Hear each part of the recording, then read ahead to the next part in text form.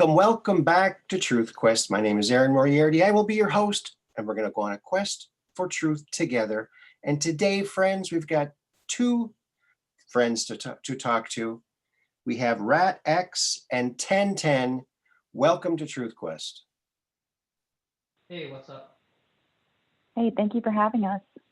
You're welcome. So Ratx was the first one to talk, and 1010 was the second person vocalizing.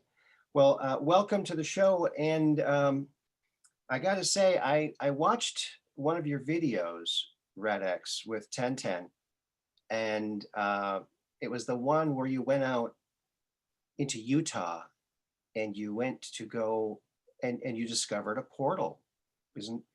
That was pretty fascinating. Yeah, so it all goes back to 2017, and I literally was not into the whole alien movement or anything like that. Like a lot of people will say that, it's a good possibility there's aliens out there. Who's to say, that why would we think that everything is just created for us, just on Earth? It's a good possibility there's alien stuff. So I was always open to the idea, but I was never a UFO watcher. I never was looking for aliens. I don't look for ghosts. I didn't even believe in any of that stuff. Literally, it just was not my thing. I don't get spooked out easy. Mm-hmm. I don't even watch horror movies or stuff. I like sci-fi, but it's just not my thing.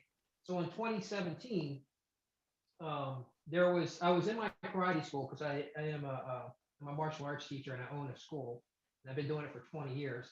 And I've actually lived in my school, and a lot of people don't know that, but a lot of senseis, a lot of them actually do live in their school, just like you find these, some of these restaurants, and Italians did it, and the Chinese did it. A lot of them do it. They live in their business. So I was sleeping on the floor one night in my school, and I'm going to make this real short just to kind of cut it down so that everybody understands how we got to Utah. I was sleeping in my school one night, and it's really locked up real tight, and I had ADT, and I showed proof that I had ADT on at the time, and that I had had a bill from the time that this happened, and I show where the doors are. You can't get through because it's bolt locked where you just can't get through. Well, I fell asleep one day, and I woke up at 3 a.m. in the morning to some sound, and come to find out there was these footprints all over my floor, that dirty footprints. I went to go investigate because there's no dirt around this building, but I went to investigate the rest of the building, and there was nothing. I went back, went to sleep. I didn't think nothing of it. Literally didn't think nothing of footprints. I thought, that's weird. Why is there dirt there? But it's 3 a.m. I'm kind of groggy. I get up the next morning, and I really look at these things, and I'm like, this is not human. And it freaked me out a little bit. I was never afraid. And that's the thing what people need to understand. I never had any fear whatsoever. Anything bad happened to me. One, like I said, I am a martial artist, so I handle things a little bit differently. My mindset is different. I don't go in panic mode. I just try to investigate, understand the situation, and then make my approach from there. So as I never felt like if the thing wanted to do something to me, if it wanted to hurt me, it would have hurt me when I was sleeping. So anyhow, I kept looking for, I did video it. So I have video on my channel where I actually videoed the footprints where you can see them. You can see the marks on the wall. And I didn't understand why the marks are on the wall. I thought that maybe, I could tell that the footprints were like reptilian. And this is going to be a spot where a lot of people are going to listen to this, and they're going to, a lot of people will view me as the enemy. And that's fine, I understand, okay? And because the things that I will present to people are going to be coming from a different perspective. Ratx, could you, it sounds like you're a little bit muffled. Can you turn up? I'm sorry. That's okay. I probably should have said something sooner. Can you hear me better now? Oh yeah, much better. Oh, that's much better. I'm sorry. No. So there was marks on my wall, and I could never understand what those marks were. We thought maybe they're, because your mind automatically goes to religion, right? Because I used to be a very religious person. I was very educated in the Bible as well as a devout Christian. That's just not the case anymore. So my mind went right to, is the devil in my school? Did the devil come here? It just didn't make any sense. But I thought maybe it was horns or something that scraped on the wall, but there's no scrapes, just the way the stuff was on there. It was a weird substance. I could never figure it out. So my mind was unlocked. And this is going to sound very bizarre to a lot of people because they just won't understand it. And it's very hard to grasp it. But my mind was literally opened up. What this preacher did to me was open my mind up to seeing things that most humans are not seeing. I'm like, I started noticing all these things with 1972 and I was like, and I wasn't looking for it. In fact, I even covered everything up in my school I covered the story up for 3 years. I didn't talk about it because if you talk about something like this, it'll shut your business down. They'll say, this guy's a nutter. You know, don't take your kids or anybody go learn karate from him because he believes aliens are in his school. You know, so I kept it quiet. I didn't say anything for a very long time. But in the beginning of 2020, I couldn't do it anymore. I'm like, I have to get this message out. And the message was 1972, there is a problem because of all the stuff that was going on. So as I'm putting videos up on 1972 and what I thought was a time glitch because I thought we were in a simulation all year long, towards the end of the year, I get contacted by 1010 and she says, hey, you know, I'll let her tell that part of the story. So go ahead, 1010, tell them what you said when you contacted me. Yeah, I had a few experiences. One in particular, I was trying to find answers to for one of the experiences that I had, and I came across Rat's his YouTube channel, and we started talking. I think it was like December 12th or something like that, and I just kind of like explained to him my experience. And as we talked further, there was a realization, I think a few weeks later on, where I realized I was actually in the room at a different point in time, like in 2020 or the end of 2019, the beginning of 2020, and saw what happened to him and his experience. And I was able to tell him that it was actually a tail that the entity had that was on top of him. And at first, I thought that there were ribs that were encasing him while this being was on top of him, but it was actually wings. And I'm not really into the extraterrestrial part of things. I mean, this is like a new thing for me. So it really opened my mind to a lot of things, but that was kind of like the beginning of our connection with one another. And since then, like we've obviously felt connected to each other because of, you know, me seeing what he experienced and me being in the room while it happened. We're still trying to figure out as to why I was in the room or why I saw what I saw or had to be shown this. So here we are now talking to you about it, and it's put us on a path to figure out more about, you know, the significance of 1972 portals, numerology, the things that are occurring now in this natural reality, which has been manipulated through a time hack. Yeah, so let me explain something real fast so people can understand when we're talking about time hack. Because are you there? Can you hear me? Yep. Oh, okay. So here's what people need to understand. It feels like I was dead set last year. I really believe we're in a simulation because there's no way possible all the things that happened in 1972 could possibly have happened in that 1 year. So everything was squished in 1 year. So I'm like, okay, this must be a pivotal point for when the simulation began. And I explained all of that stuff all throughout the year last year, how a simulation works and how that could actually happen. However, the whole thing with the alien just did not, it was always a stopping point for me. There was one thing it kind of like really was like, just didn't make any sense.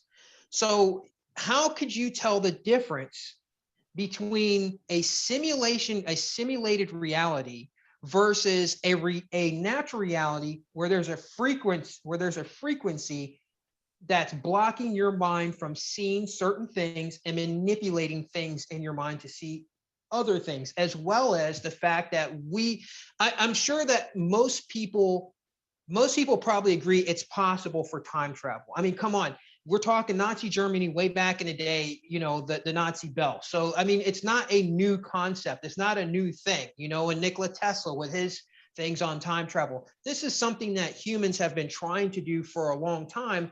But if you're saying that humans are already tried to do it, well, if you got beings from, other planets and stuff that are millions of years advanced past us, then they already have that technology. They already understand how it works. So if they're able to manipulate time on Earth, and I don't mean the entire universe, I mean just the manipulating time on Earth, because of whatever reason they had to do. They had to put a pivotal point in time when they changed things and they meshed things together. When they did that, they had to use a frequency to scramble people's minds so that they would not look at what happened. And that's how we get this whole time hack thing. So now back to what Tintin was saying during that time when she was there in the school, when I started talking to her and she told me about, that she had this alien experience, and she said she saw this alien on top of this person, and there was like this tail that was going into this person's head, and it was doing this thing, and these ribs were encased around it.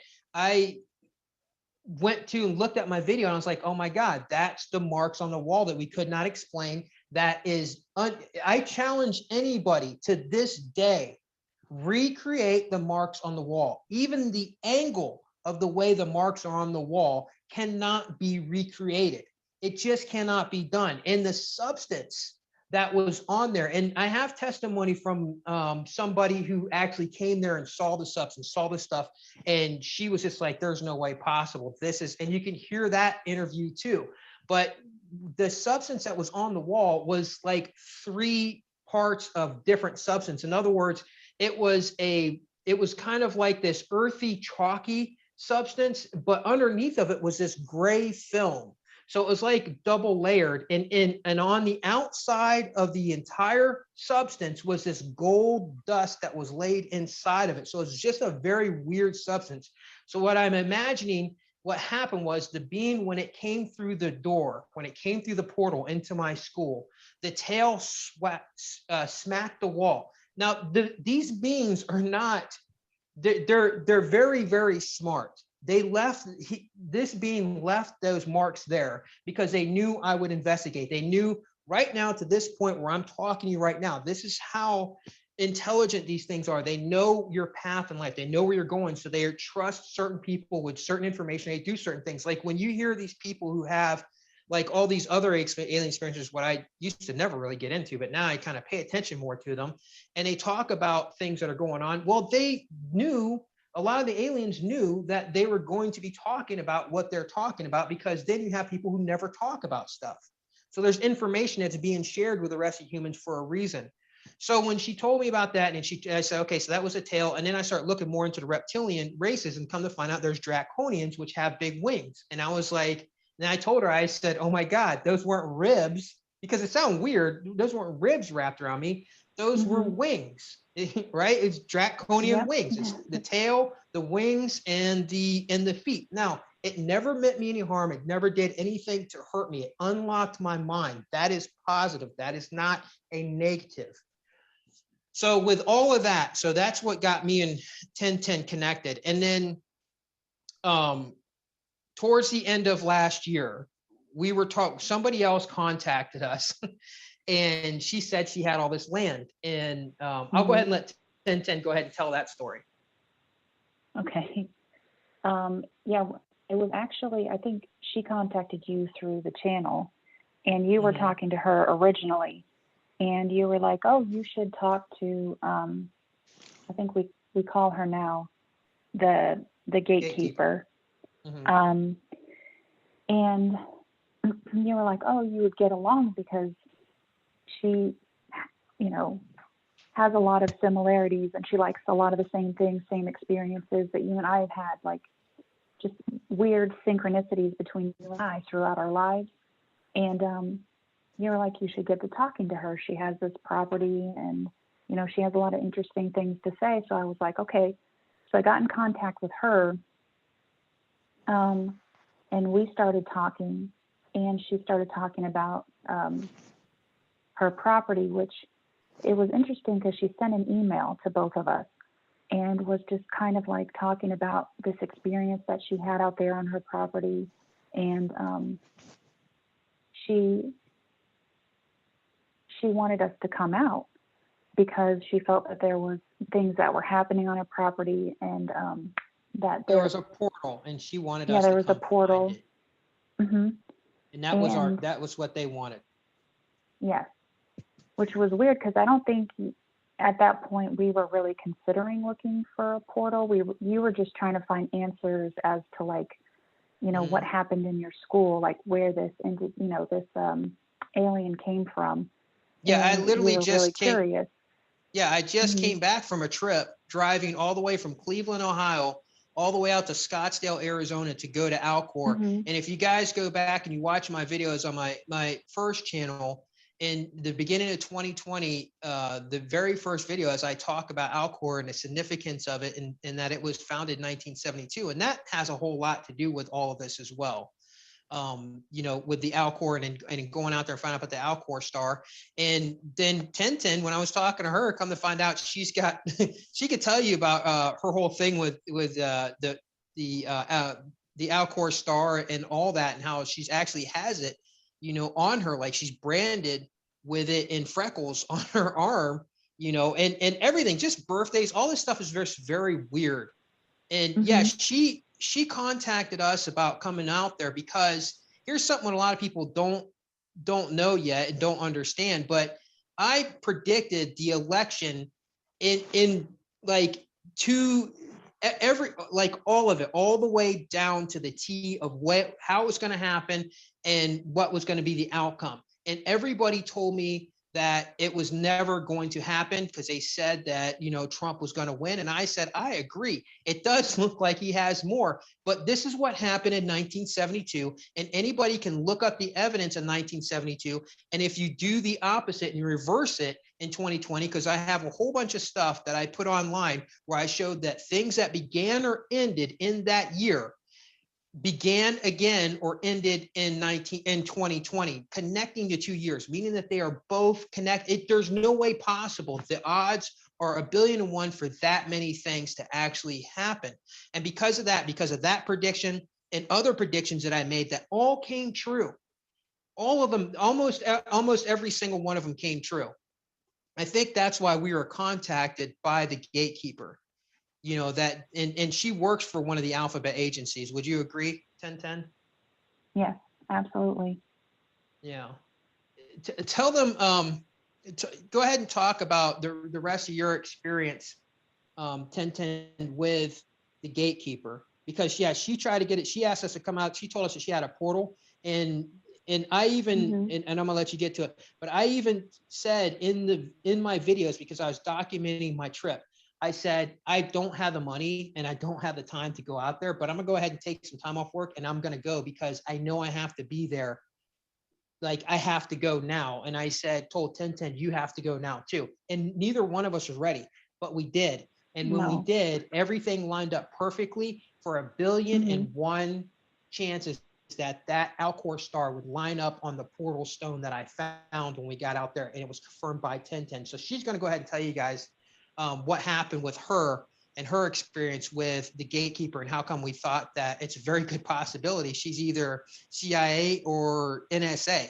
And I mean, it is what it is. And I definitely, my life was, the whole trip, you know, towards the end of the trip, my life was in jeopardy. Believe it or not, whether you guys want to believe it or not, but 1010 will confirm a lot of the stuff that was talked about my death to 1010. Like the gatekeeper was talking about my death to her in many different ways when she wasn't with me. But then when she came back around, she kept calling me the Scorpion King, kept trying to stroke my ego. It was very, very bizarre.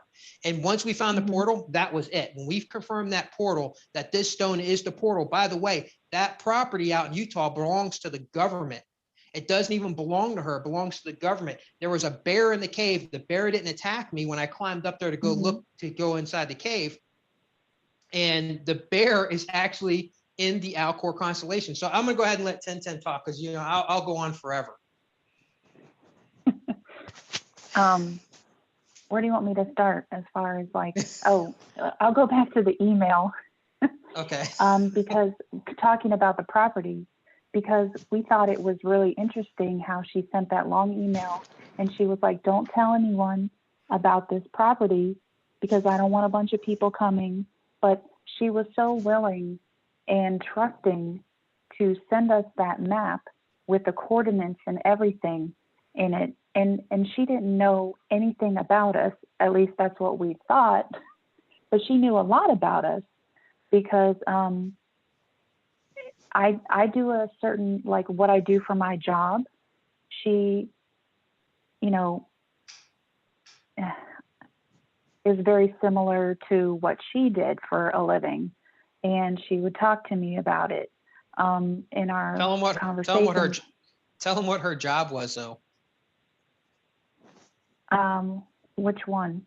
Her Yeah, her job or her her fake job as a psychologist. She's a psychologist and she studied marital counseling and exorcism. That's what her main specialties were. Yeah, demonic possession. There it is. Mm-hmm. And this is who brought us out there to go find a portal. Yes. And so, I think at the time we didn't really think anything of it because, we were busy trying to figure out about the portal. But I know you had your instincts the moment that you met her. And I think it was like the second day when I pieced a bunch of the stuff together based upon the evidence that she presented as far as who she was. And I always thought it was interesting that when, her family members would call, she'd have their full names listed in the phone. She was always talking on the phone. She was always like texting, and she had what they would call like remote viewers available to her, which are psychics. I didn't know what remote viewers were. When she would tell me, I'm like, I don't know what that means. And then I think, Ratx, you told me later on, like remote viewers is what is equivalent to a psychic, or that's the verbiage that people that work for the government would use. And the first day that we get out to the portal, I mean, there was a lot of what we felt like was keeping us from getting to do the mission. We were being held back a lot. I think you can agree with that. A lot of like slow moving energy. Like I spent the day pretty much setting up the campsite the first day, her tent, all her stuff, everything, which is fine. I didn't mind doing it, but it kept us from getting to the portal. Like I think we had an hour or so before sundown, right? I think that was about right. Or maybe an hour and a half before it got dark. Yeah, it's about what we had left, about an hour and a half. Mm-hmm. And so we get out there, and the first thing that she really does, we get out of the vehicle. She takes us in this beautiful new SUV that she just bought, and we get to the spot where you can't walk any further. You have to go on foot and hike. So wait a minute, the brand new SUV, she was smashing it like you guys have no idea that the terrain there was just insane. Nobody would take anything back there because it is really, really hard to get back there. And she just drove through it like it was nothing because we now are pretty sure that was a government vehicle. It wasn't hers because she literally didn't care. And we were sticking, I had a spear, and because, martial arts, I brought my spear, my bow, and a couple of swords. And we weren't bringing those things because if we had to fight alien entities that were going to come out, because I don't know what was going to happen. I had no idea. I didn't know if we were going to be welcomed with open arms or if there was going to be some type of challenge that was going to happen. Because you got to understand, when the Draconian came to me, it came to me in my karate school. So I wasn't really sure what to expect. I'm just very neutral I'll be prepared, but if nothing at all, then, I don't care. And so, I took my spear in her SUV. It was branded, and the spear like tore a little piece of something, and she didn't even care. Like, do you remember that? Like, she did not care. So we're pretty sure it wasn't even her vehicle, and she just got it the day before. And she said she just got a raise the day before when she brought us out there, which was all kind of very weird stuff. Like, you got a promotion, Mhm. you know. Mm. Go ahead. Yeah. I'm sorry. I didn't mean to cut in on you. No, that's good because sometimes I forget certain things. But yeah, we get there finally, and she looks to me, and she's licensed to carry, and she hands me a weapon, and she's like, "You need to protect yourself." And I'm thinking, It's like a 9mm like, or something, or I yeah, don't know. with a laser on it, Fully and loaded. she's like, "You can't." Yeah, totally loaded. I have never shot a gun in my life, and I don't have a license or anything like that. And she hands it to me, and if I were to choose a weapon, it wouldn't be that. It would be like a staff or something. I don't know, but it was just very peculiar. And then she ended up taking it back anyway. So it was kind of like, and you'll see as to why that's important to the story, because towards the end, like, something could have happened to Ratx on the third day. And, Which was 72 hours, was what I said when we got there. I said, mm-hmm. we have to stay here for 72 hours. Mm-hmm. Yep. Yeah. And the first day we get to the cave, and you were up there, I think. Well, I think you were climbing around a little bit and looking to see if you could get inside of the cave. Yeah, the cave, guys, is blocked in by a cave in the very front. It's blocked and you cannot get in. But to get to the cave, you have to go through this really windy area, and it's like a dome back there. Like, you cannot see anywhere in there. Now, across from that is a old abandoned military base called the Green River, and there's a crystal geyser down there. So people go there, but they can't go over to the other property, and it's damn near almost impossible because the terrain is really bad. And we were over there where the cave was and the cave-in was, but before you go to the cave, before you get to this little path to get back to the cave, you have to go around this massive rock that is out of place. But none of us really thought anything about it. In fact, the first thing I did was walk up to my hand. I was like, "Wow, look at this rock!" But then I just walked past it. Like, we all just walked past it. You acknowledged it. Mm-hmm. You acknowledged it, but it was like subconsciously maybe that you knew something was special about it, but you just were like, okay, I got to find the cave. And it was interesting too, because of how the rocks had fallen in that area. It looked like she said that it was earthquakes, but how these rocks were positioned or how they were cut, they almost looked perfectly cut or like carved out, or I don't know. It looked like demolition of some kind to me. When I look back at it, it wasn't like a natural occurrence. But the portal stone, the one that was in front of the pathway, was completely out of place. There were no other big stones like around it. You just kind of go around it, you get right to the cave. It was out of place, and you just don't. Hello? Yeah. Oh, okay. And you just don't know. It's just hard to explain, the way it looks there. But is Tintin, are you still there? Yeah, I'm here. Can you hear me? Oh, yeah. Okay. So go ahead. No, that's okay.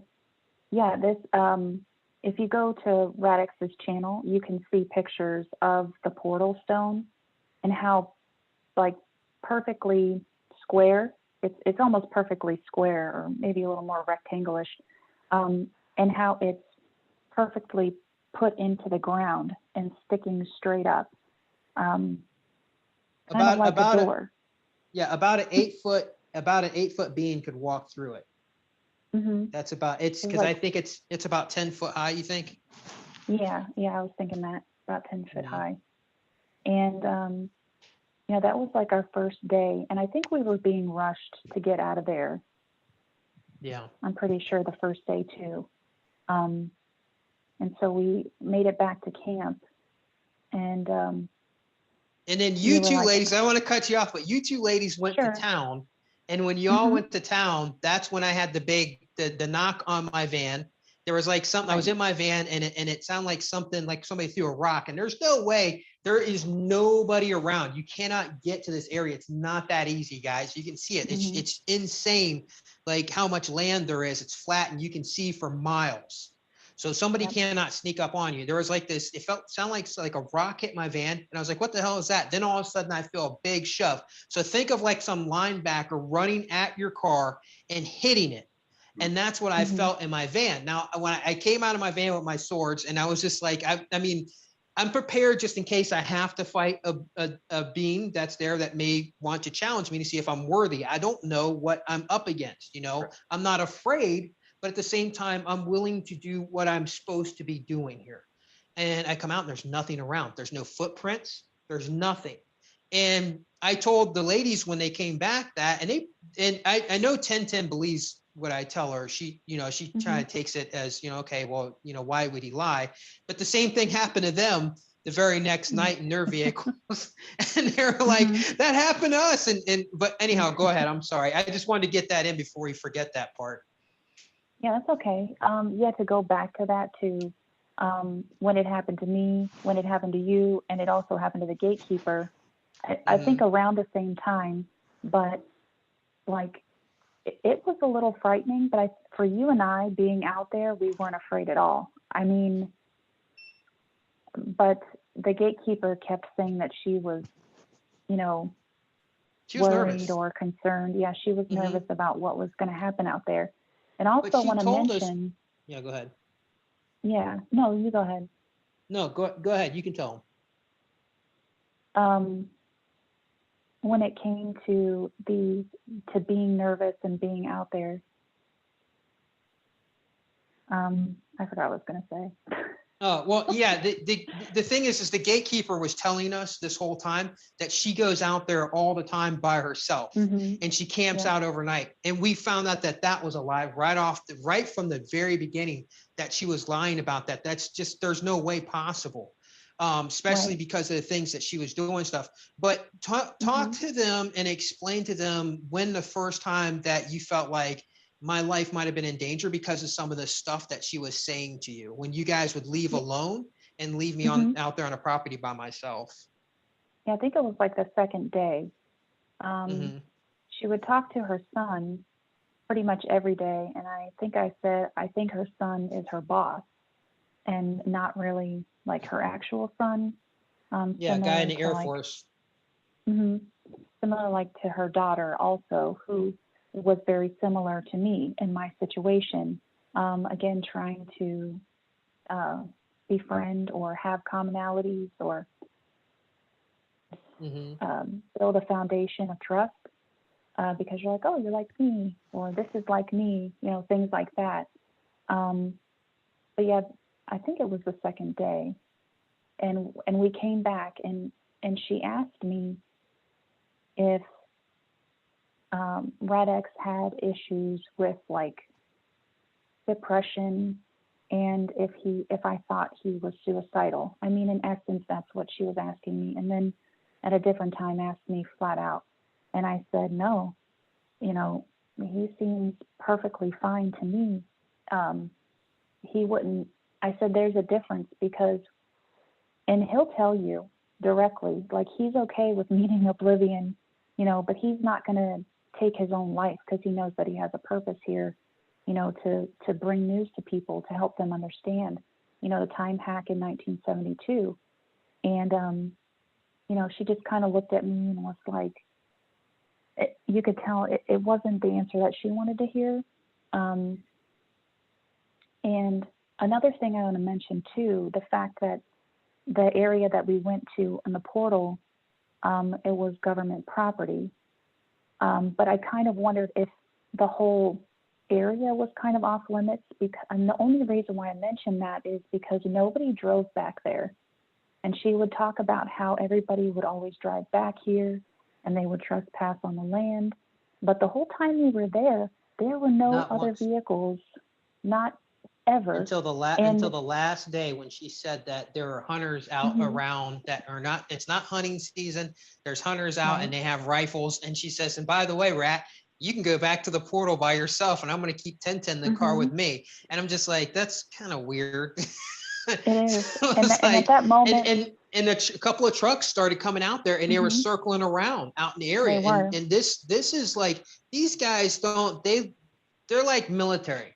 And I think that they were waiting to see where Draconian's going to come out of this portal. Was I going to go into this portal? Where they're going to have to snuff me? I don't know. But I can tell you the whole feel and the whole mood. Once me and 1010 found the portal, once we found and we confirmed that there is a portal here, because it's 1,000,000,001 chances that the Alcor star alignment would have been on that portal, on that stone at the very moment when I said, 1010, you're the navigator, you have to find a way in. And then she found the Alcor star immediately on there. Then the gatekeeper's eyes bugged out of her head. And I was like, confirm it with your phone too. And I told the gatekeeper to do it. And she pulled up her phone and she goes, oh my God. She says, it's on there. She's like, the Alcor. She's like, there's no way that this can, and like I said, it goes all the way back to January of 2020, when I was talking about Alcor in 1972 and the significance of it. And all of this stuff led up to this very moment in time. That's just not possible, because the constellation constantly moves. And for me to say right now at this very moment, and on my way out there documenting some of this trip and saying that we have to be there at a specific time, it's just not possible, guys. Just like looking at 1972 and 2020 and being able to predict all those things, as well as the freaking Super Bowl. It's just not possible. So yeah, and she was telling 1010, talking about my suicide. She was telling 1010 about being an Amazon, and because 1010 is not a small woman, she's a very big, strong woman. She's not, and she's not a big, heavy set woman. 1010 is, she does look like she could be like a Wonder Woman type, an Amazon type woman. She's a big woman. And she was telling her that she kept calling her the Amazon, which I can kind of understand that. But then she was telling you about, Amazon kill men and stuff, and telling her to take it was just weird. Like the whole thing was just, and she kept talking about like my death and, yeah, go ahead. Yeah, that was an awkward conversation that she had with me about that, because she did say that, kind of to touch back on, you're like an Amazon woman, and Amazon women, they normally kill the men that are around them or whatever.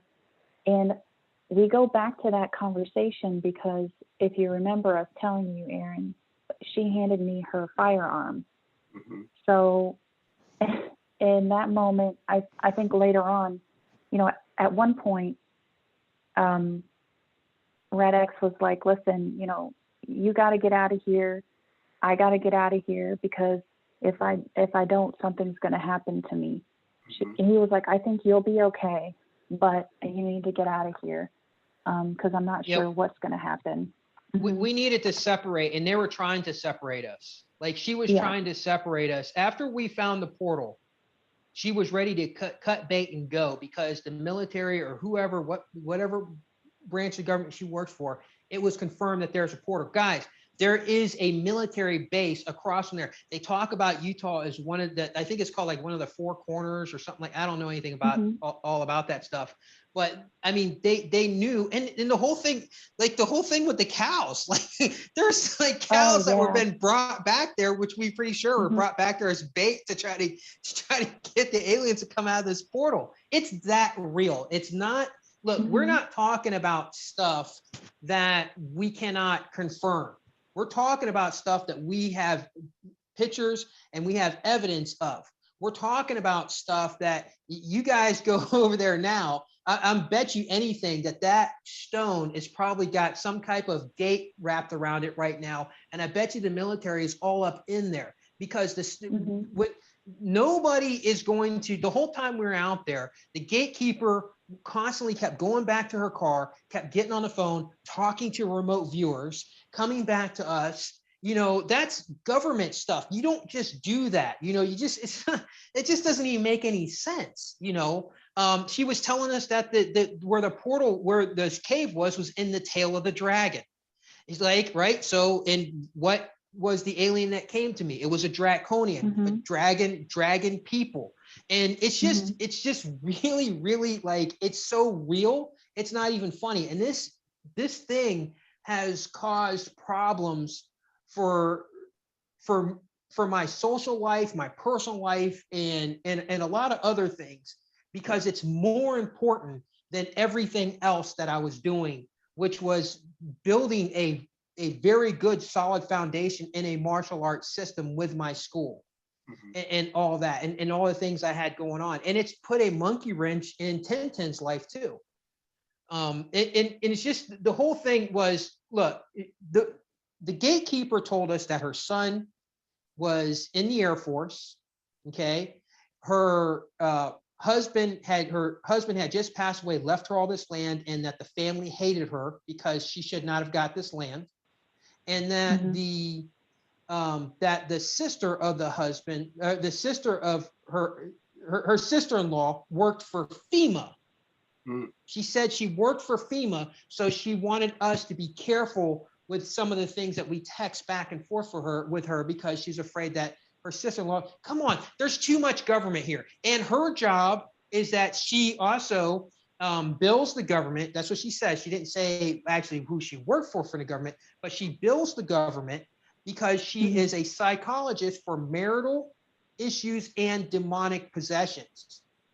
I mean, guys, if you can't put the 2 and 2 together on that, I don't know what to tell you. You're missing all the big picture that's going on. And yes, it's put me in jeopardy, and it's definitely put Tintin in jeopardy.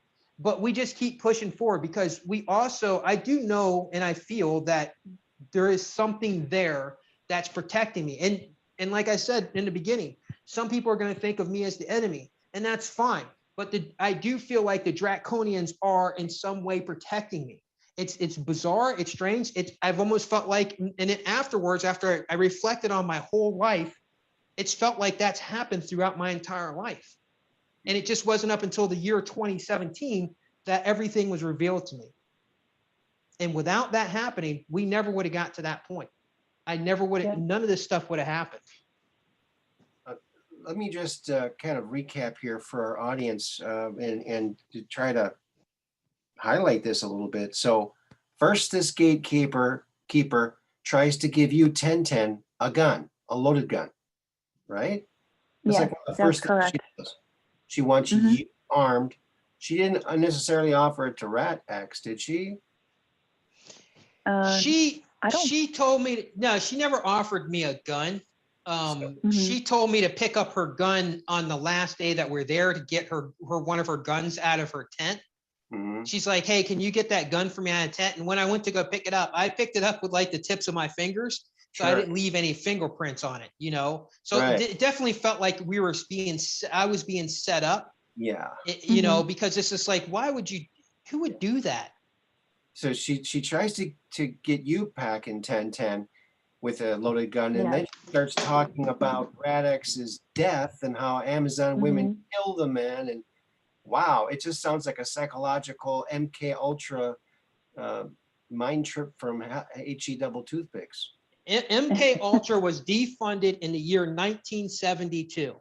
That was the year that MK Ultra is defunded. Anybody can look it up. 1973, MK Ultra is when they started destroying all their records. So every conspiracy that you can think about just about goes back to that year, because it's a time hack. Yeah, well, they say they stopped it. I say they just changed the name. Maybe they changed it to the Gatekeeper. Who knows? I agree. Just like they say we never went to the moon, just like a lot of people don't believe we went to the moon. But their claim is that it was the last time they went to the moon was in 1972. So I don't try to go down the rabbit hole of, well, they could be doing this, they could be doing that. Of course they did. Of course they didn't stop MK Ultra. We know that they just rebranded it. They sent it someplace else. There is no way that any government is going to put that much research into something and that much money and just say, hey, we got caught, so we're going to stop doing it. This is not how the government works. But the fact is, in the year 1972, it says that was when they were defunded. So we have to use that as a point of reference. Yeah. And that's where all that stuff comes from. And with the 1972, it was either a beginning or an ending for something that was all points of references. Public information. Now, I just want to say that for me, I do believe that we did go to the moon, and that also that they did shoot some footage in case the the cameras that they were sending on the moon with the astronauts didn't work, or if they didn't get any good shots, they wanted to make sure they had some good shots. So they went ahead and they made all of these very nice, photographs, because it was done in the studio. And they ended up using a lot of them because they were a lot better than the junk that the astronauts are not photographers. So what Nixon decided was, we can't go there and not have images. If we send them there and all of a sudden there's a malfunction and the cameras don't work, we need to have a backup. So that's why they did it. So that's why there's footage of different shadows, and because some of it was actually filmed in studio, but everything that landed on the moon is still there. The flag is still there, but the flag is now white because it's been bleached from the sun, because there's no atmosphere, and it's been bleached completely white.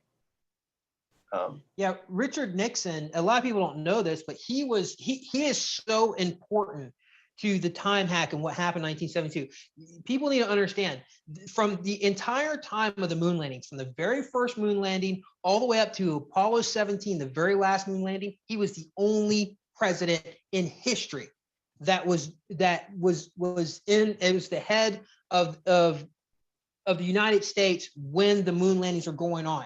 It's a very good possibility, because they were saying in the Disclosure Project that, the first time that they went out to the moon, that on their way there, I guess some astronauts were saying that they saw, beings there. Oh, okay. Yeah. Tell us about it. That's what they saw. Now, William Tompkins is the guy who designed the rockets, how to build the rockets, even the building to build the rockets in.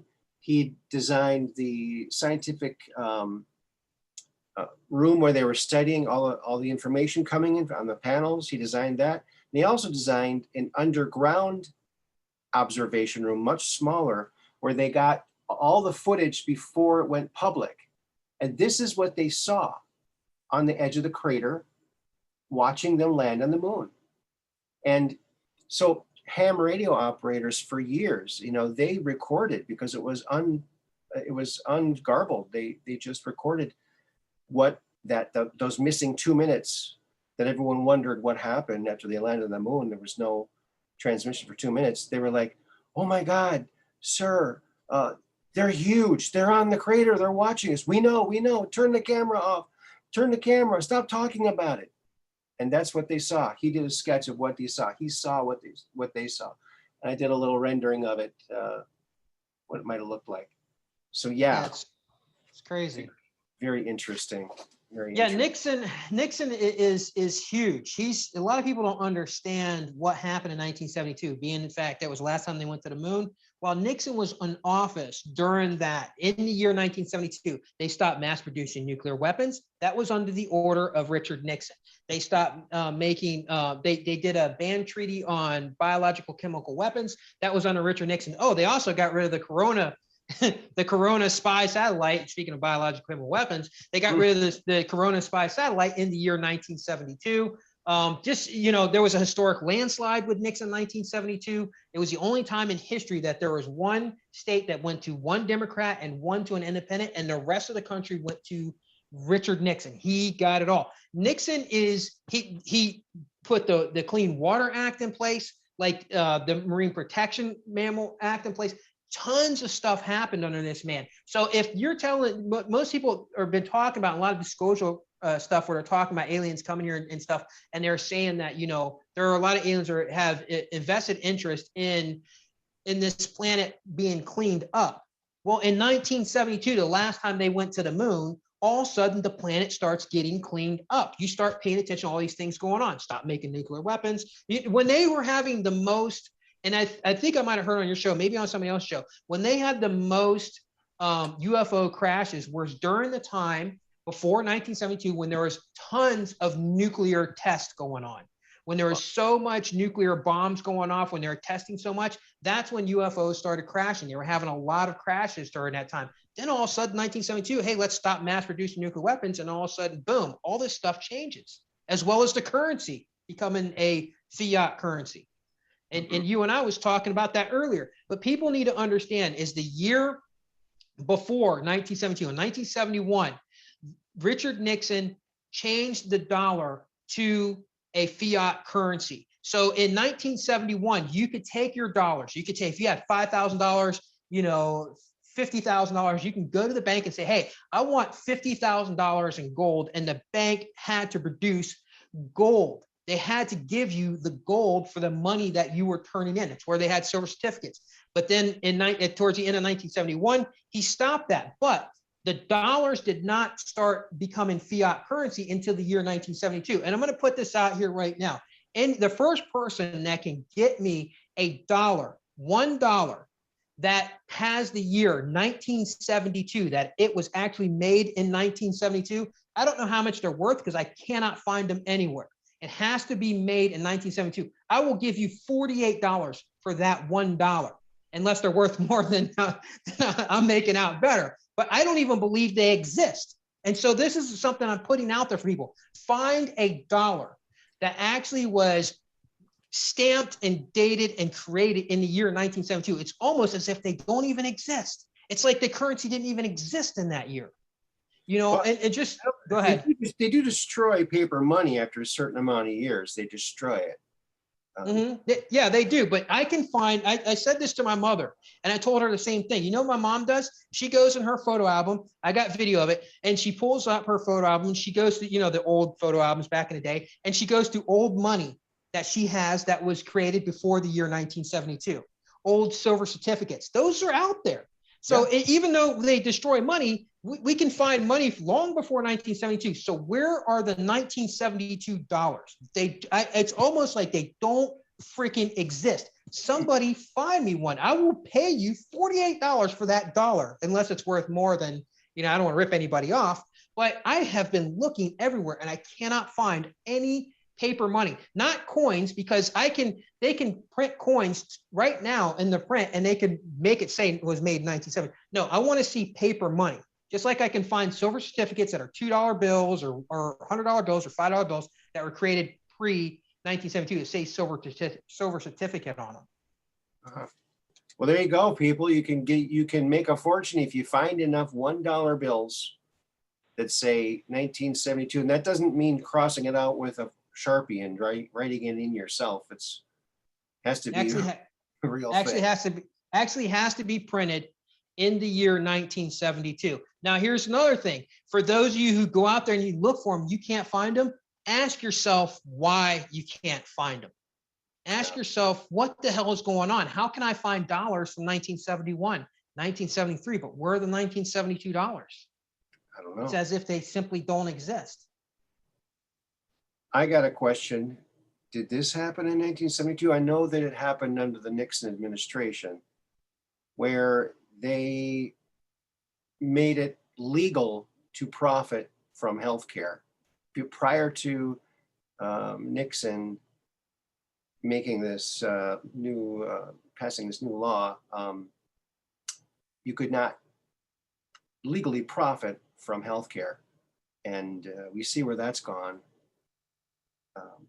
I have no idea. I don't know about that, but I will look into it. I can tell you, when you talk about healthcare, we all know about Anthony Fauci, right? He's like the hot button doctor. Like, everybody forgot who Dr. Oz is. They're like, Oz who? Now all they're talking about is Anthony Fauci, because he is a month ago, they dubbed him the highest paid employee in the government.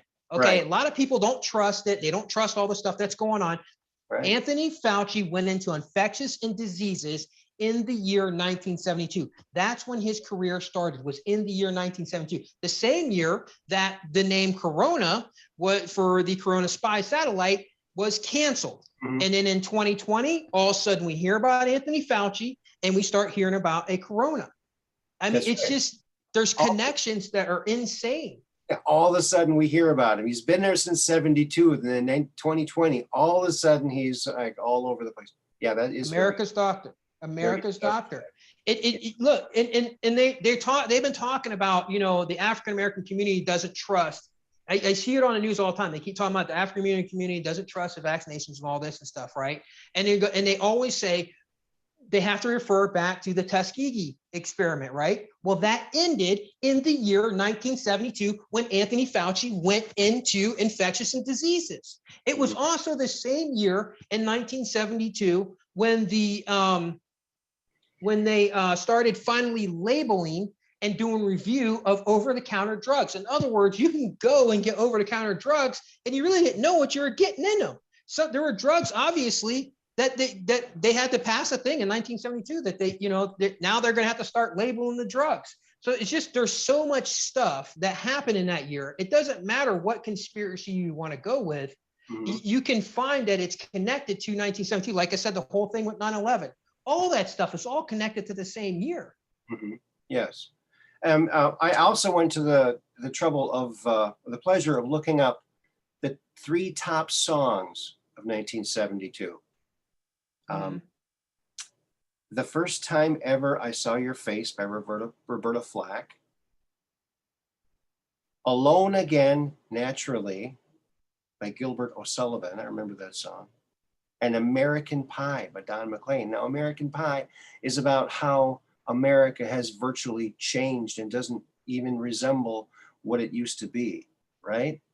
Yeah, that's a good find. That's a good find. When you talk about music in 1972 and how it connects to the things that were happening in 1972, the song Rocket Man, that's like, everybody's like, most people, if they were going to say, hey, I'm going to go, I'm going to get a trip to go to the moon, right? Like, I'm going to get to go on a shuttle that they made now where they can just start taking people to the moon. I bet you on the soundtrack, Going to the Moon, Rocket Man would be one of the first songs on that freaking shuttle. It came out in the year 1972. Rocket Man, the song Starman by David Bowie came out in 1972, which is also when they created when they launched Pioneer 10.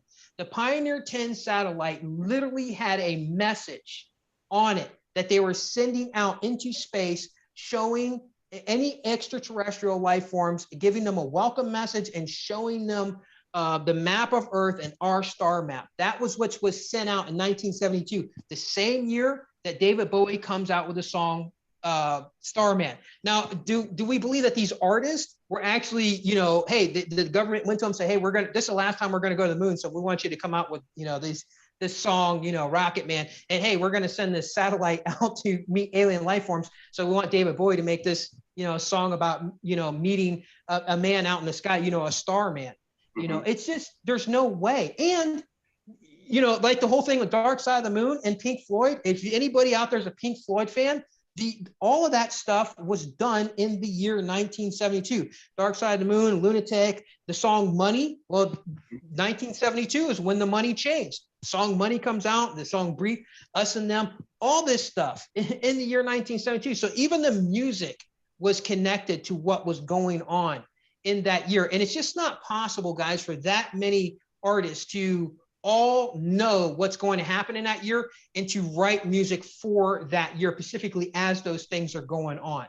Like, it's just not possible because of the odds or against it. You have to look and say, hey, there's something going on. And it's not 1, 2, 3, 5, 20 things. We're talking about, I have a list of 80 things that happened in 1972 that should not have naturally occurred all together in one year.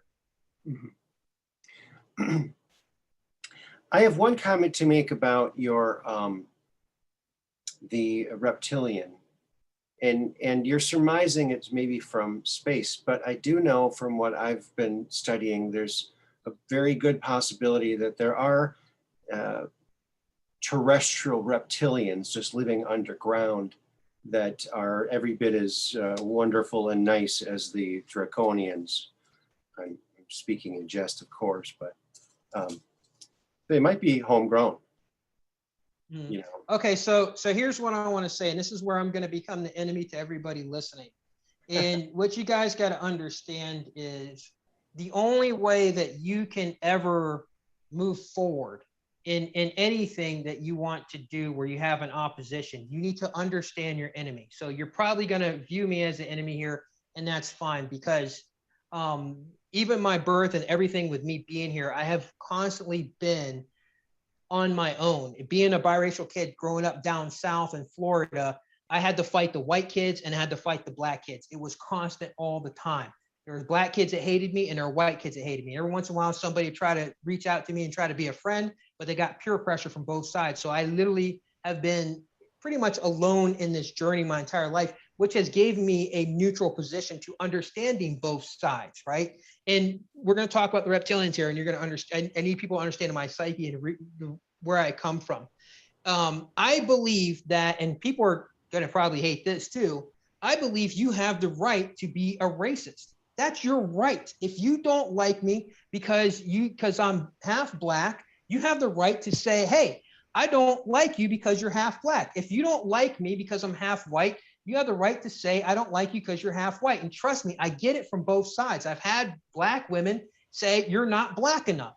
I've had black people tell me you're not black enough. And then I had white people tell me you're too freaking black. So being in the middle, I mean, nowadays we see there's biracial people everywhere. But growing up in the 70s and in the 80s and in the 90s down south, and I even dealt with busing and everything down there, I literally grew up, in a neutral position where I don't hate both sides. I had to learn how to understand them. I had to learn how to understand why they were the way they were, why I was alone on this journey with being raised by a mother who literally hated me. A single mom who was a lesbian who hated men. I mean, imagine that. And every day she came home and she beated me. She hated me.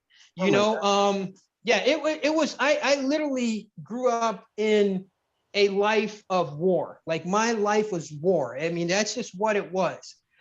It was always constantly warring at school and stuff. And there's a lot to it, guys. And I don't really want to talk. And I'm not giving you guys a hard luck story, because as I became a teenager, I became a very, very popular person because I got really heavy into skateboarding, because that's a very soul thing where you're doing it alone. And through that, and I went on to become pro, and I skated for 4 companies and did a lot of stuff with that. And I, got into martial arts, and then I got into acting, and I did bodybuilding. And so I've done a lot of things, and I've had a lot of things like flourish for me, a lot of really cool things that happened for me. Went to Burt Reynolds School for two years. But anyhow, I'm not going to give you the whole gist of my life, because it's really not that important. But what I need you to understand is my position, where I'm talking from my point of view when we talk about the reptilians. Yes, there are reptilians here. Mm-hmm. I'm sorry, a lot of people are going to hate this. They're not going to want to hear this. But you had the crustacean era, and then after that, you had the reptilian. You had the Jurassic era. Yeah. Well, you look at raptors. And if you change that structure, and you change a raptor structure of a angle of a 90-degree angle creature that's running forward with its head pointing forward, and imagine that creature standing upright. Mm-hmm. Now what do we have? We have a humanoid looking reptilian being. Okay, so if you change it, just slightly change it, then you have it looking slightly different. So it's very possible that the reptilians were here long before the humans were. They were here long before they were. And then when the humans came, then there was an ice age, and the reptilians had to go underground, which probably was weather warfare, by the way. And then they went underground. And when they resurfaced, all of a sudden now you have the warm-blooded mammal age. You have the woolly mammoths, you have the big cats, the saber tooth, and then now you have these humans that are here. So yes, it's possible. I do believe that there are reptilians here. I don't believe that the draconians are from here. I'm pretty sure that they come from somewhere else. And yes, there are draconians here now. I just recently found the whole thing on the Jersey Devil just about a week and a half ago, and it just it blew my mind, because I've been looking for the same footprints of what happened in my school, and come to find out that there's a thing called the Jersey Devil, which they had the same footprints on the roof. And they said, and they talked about the story of the Jersey Devil has, been sightings of that for, over 100 years or something. And they say that it has a reptilian tail, and it has these big, gigantic bat-like wings. Okay, so and I see the footprints, I'm like, that's draconian. Just recently, I was just even looking into more of the gargoyles, right? Like, where does this idea of gargoyles being put up on top of buildings to help ward off people from coming to your building, right? So if people would see these big shadowy, that looks like a reptilian there. Looks like it was made out of Skittles. Yeah. taste That's of a quick- rainbow. A quick drawing I drew. It's a taste of rainbow. But you look at, I think that the problem is everybody wants there to be polarization, just like we do in the politics. Everybody wants to say all the reptilians are bad. I don't believe that. I'm sorry. If the draconian that came to me was a bad entity, it wanted to hurt me, it would have hurt me in my sleep. It would not have unlocked my brain. It would not have put this message out where I see the 1972 and I'm trying to unlock other humans' brains and try to share with them, look, this is what's going on. Something has happened that's blocking humans' minds. Look at the pyramid. Let's just go to the pyramid. It's on the freaking dollar. Why is the pyramids on the dollar? Everybody has all these different, these different things that they say. Well, here's the thing. We know that nobody really knows exactly how the pyramid was built, right? So if it's a mystery and it's a block in your mind, it's on your dollar. In God we trust, and pyramids on there. There's things that are put there in our faces to show you, as a human, you will never know how this has happened, because your mind is being blocked. There is a frequency that's blocking your mind. I don't care what people think. Look at HARP. HARP is about frequency. I've been doing a lot of study on frequencies and how they're using it to change people's minds and alter people's minds. And HARP is one of those things. You're telling me that humans can do this, but advanced alien species aren't way ahead of the game? They can really manipulate and make everyone not see things that are there, or manipulate and change things in people's minds, or put a block in your mind. In other words, if I say, hey, look at all this stuff that happened in 1972, and you run the other way because you want to find other excuses or X, Y, and Z, instead of saying, you know what, this is kind of weird. Let me investigate in that. What is going on here? I need to take a look at this. People don't tell me, I need to take a look at that. I need to see what the hell is going on. What are you talking about? Why is all this stuff happening? They just won't do it.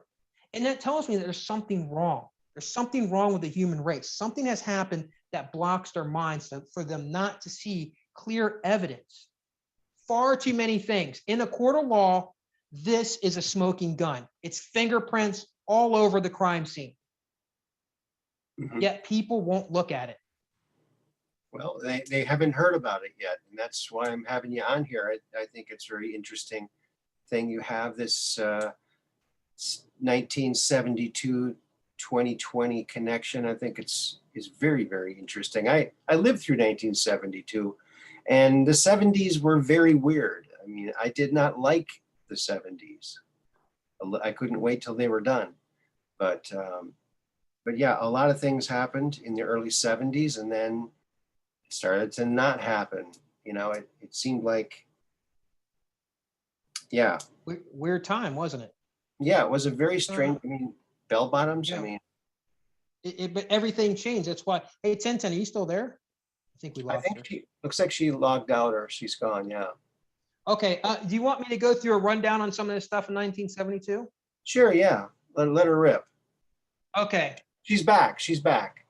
Oh, 1010, you there? Yeah, I'm here. Okay. We thought we lost you. So before I go through the list of 1972, do you want to go over some of the numerology stuff with you and explain to them birthdays and things like that, the stuff that you discovered with numerology? Yeah, I can touch on a little bit of it. Can you hear me? Yep. Go ahead. All right. So after I discovered 1972, just kind of went like on a whirlwind of numbers, I guess. And how there was one particular number, 172, that stuck out. And I know that started with Ratx when you went to Alcor. And also, it actually started with 172 spontaneous abortions that happened in 1972. So that prompted the correlation between Alcor, which there was 172 cryogenically frozen people. And if you need more information, it is public knowledge. You can go to their website. And also that the access rotation. It rotates 1 degree every 72 years. So that was something interesting. The census records for the account of Americans Sorry about is that. 1 every 72 years. That's okay. That's the census records for the account of Americans is 1 every 72 years.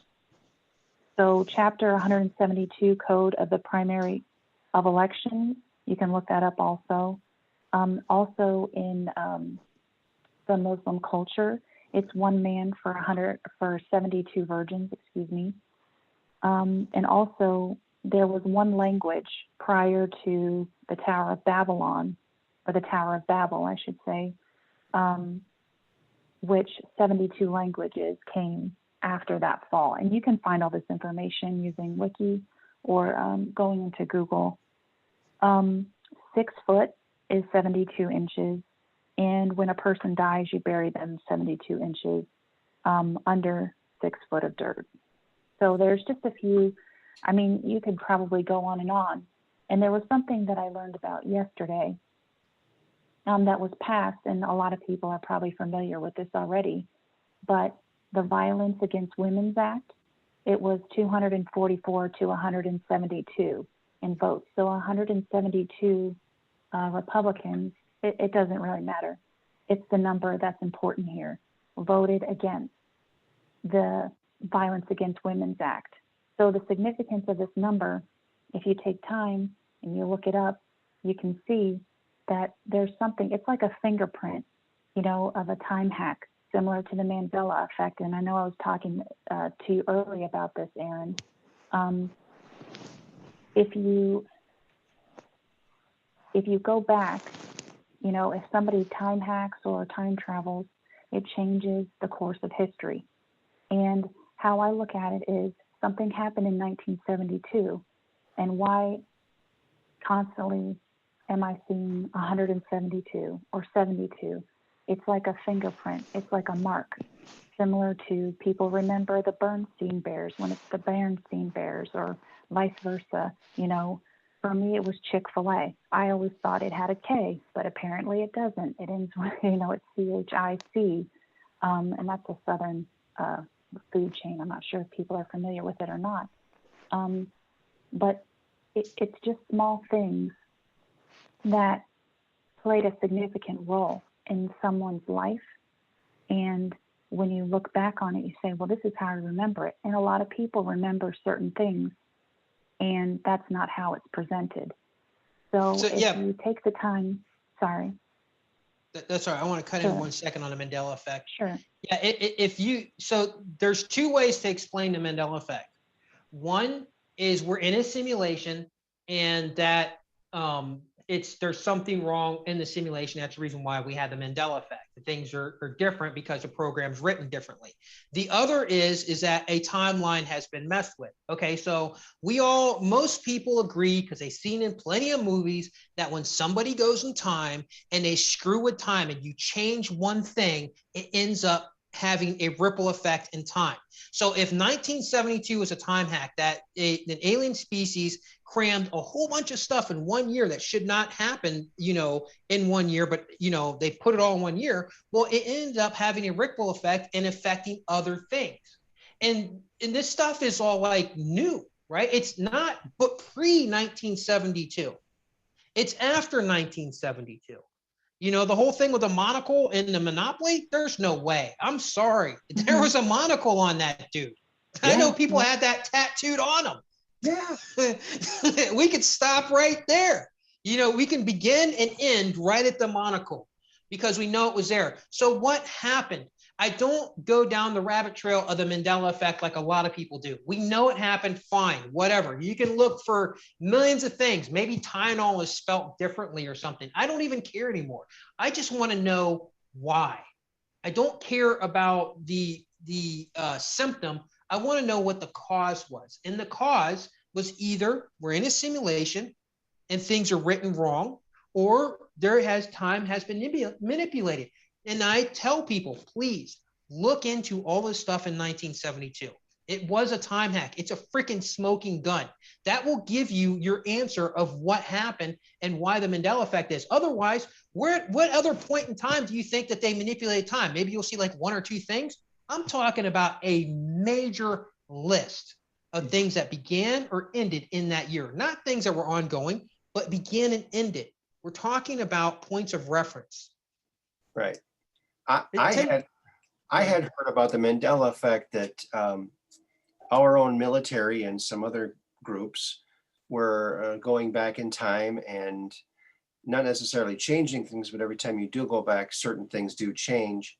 And then they try to fix it. And then some advanced entities came and said, look, you have to stop trying to go back and fix things. Time is like elastic. If you just leave it alone, all the timelines will snap back together. And that's what's happening now. All the timelines are snapping back together. And when they do, there's some changes because all the collective differences all tumble down into the agreed upon thing, however that happens. But that's how it was explained to me. And it seemed to make a little bit of sense, but who really knows, right? Yeah, I mean, that could be the case too. But either which way, no matter what people's theories are or whatever they want to believe, 1972 is a starting point to look at when time is manipulated. If we just look at that year, if people just get into it and investigate it and say, this is not possible, all these things could have happened in that one year, that something happened to where these things happened throughout the years, but somehow, for some reason, like you said, they wanted to fix it and they crammed it all into one year. And because of that, it all went into 1972 and it screwed up a bunch of stuff. But it also, the 1972 ended up being connected to 2020. So guess what, guys? There's two time hacks right there, 1972 and 2020. They're connected. It's insane when you look at what the things that happen. Hey, Tintin, can you tell them why I call you Tintin? Talk about your numbers and your birth and all that stuff. Sure. So my birthday is 10/10/1982. So that's why he calls me 1010. But also, if you take 1 plus 9, that's 10, and then 8 plus 2 is 10 also. So I'm 1010. Yeah. So what's your birth sign? Libra. And that's the lady of the scale, right? Mm-hmm. Mm-hmm. And the lady of the scale in balance normally is 10. So balance on both sides would be 10/10. Yeah, and if people want to know why I refer to myself as Ratx, is because 1972 was the year of the rat, and it's also Generation X, which is another thing. You never hear them talking about Generation X. It always goes right from baby boomers to millennials. It's like X is to X something out, to not talk about it. And 1972 is a X out year. It's like, it's not a conspiracy, guys. It's not. You can look up the evidence. It's right there in your face. It's not being hidden. It's in your face. However, there's a block in your mind that will stop you from understanding what you're looking at. So for those of you who can see it, congratulations, because your mind is starting to evolve in a different space. But you'll start to understand that most people, when you start telling them, hey man, look at all this stuff. How is this possible? Hey, can somebody please explain to me how this is possible? And those people will tell you, I don't know. And they'll change the subject. Their eyes will glaze over. They'll want to go somewhere else because it's like seeing something that's very, very ugly. Okay. Like, and I'm not picking at anybody, but if you ever seen somebody who walks by you and they're very hard to look at, you don't look at them. Mm-hmm. You just know they're there and you're trying not to be rude, but you don't look at them because you don't want to stare. Well, this is the same thing. That's what 1972 is. Wow. Very interesting. Very, very interesting. Now, I since it was the year of the rat, I had a revelation possibly. Now, that footprint I saw on your video looks a little bit like a big rat footprint, and I'm thinking Master Splinter. Mm-hmm. Hey. Hey, and Splinter what? He had the Ninja Turtles, right? Those are Reptilians. Yeah, well, amphibians, right? See, a lot of people they go to reptilian and automatically think evil, bad, and all that because that was put in your mind from the very beginning in the Bible about which obviously was an upright being that was reptilian. Because why would in the Bible where it says crawl on your belly for eternity, Yeah. But anyhow, there are all different types of reptilian creatures that we know that are not.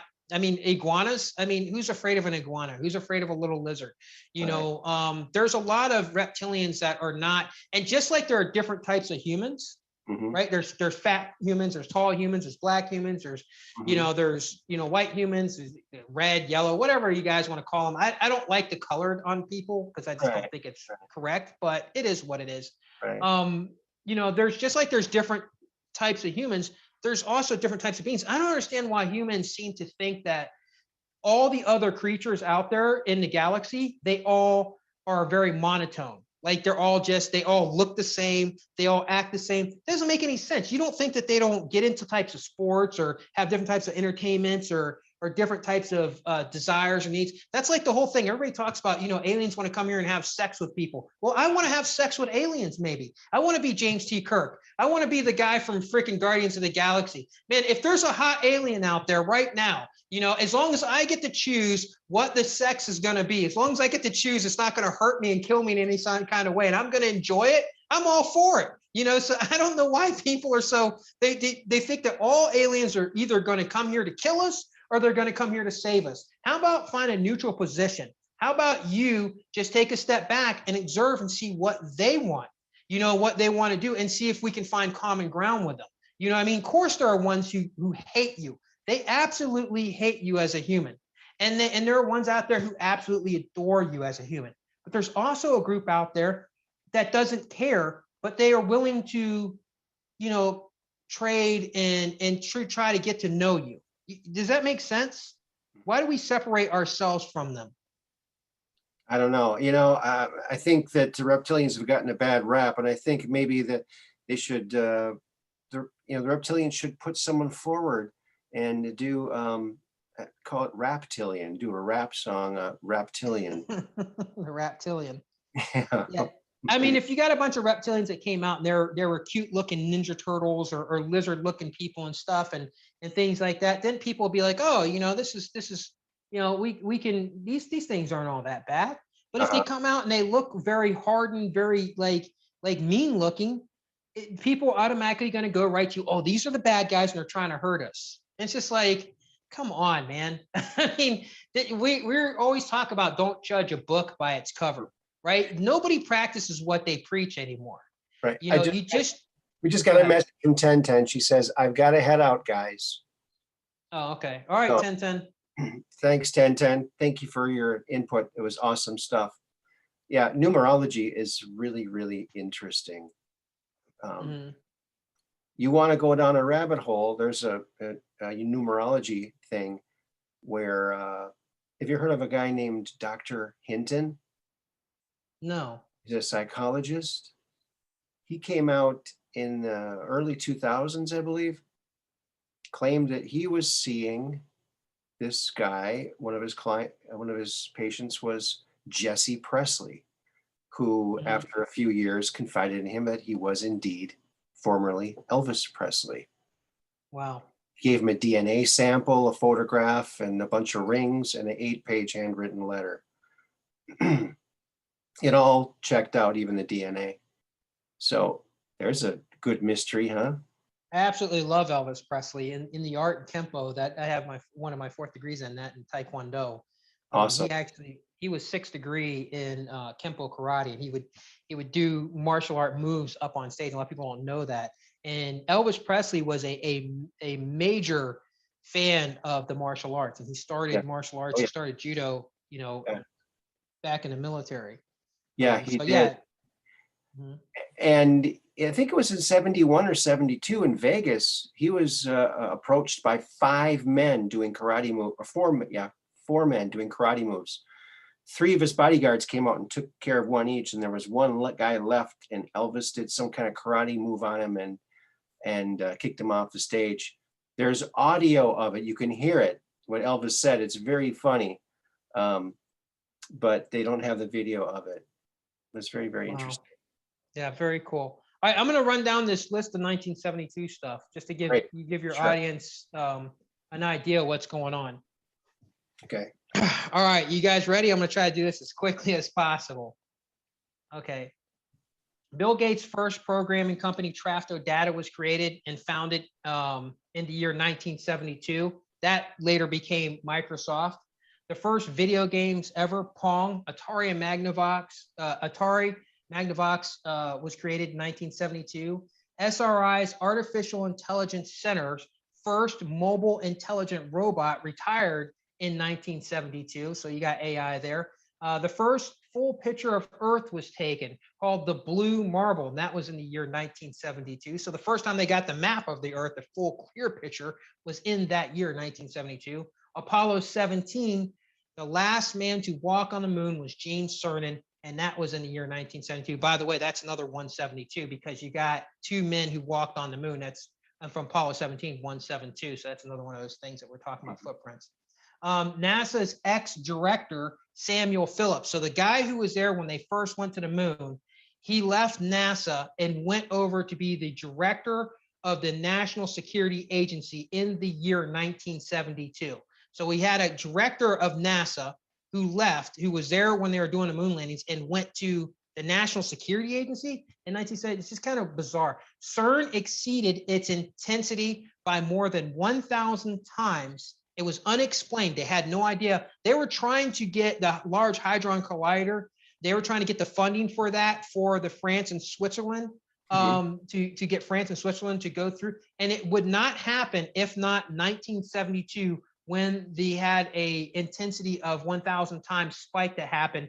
And then the contract was signed in the year 1972. So yeah, you guys, it hits boson, all that. You can thank CERN 1972. Stephen Hawking came out with his black hole theory of event horizon in 1972. Jacob Bekenstein's black hole entropy theory, meaning that black holes retain information, in the year 1972. The Advanced Research Project Agency, and I'm sure most people know what DARPA is. It became DARPA in the year 1972. Pioneer 10, we talked about that earlier. Pioneer 10 satellite probe was launched towards Jupiter in the year 1972. Historical, powerful solar storms. It was the fastest solar storms in history. 1972 were the fastest solar storms in history. You just were coming one after another, boom, boom, boom, boom.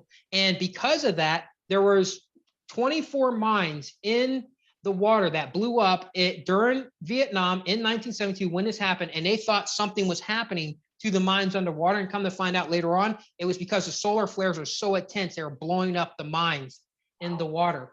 That happened in 1972.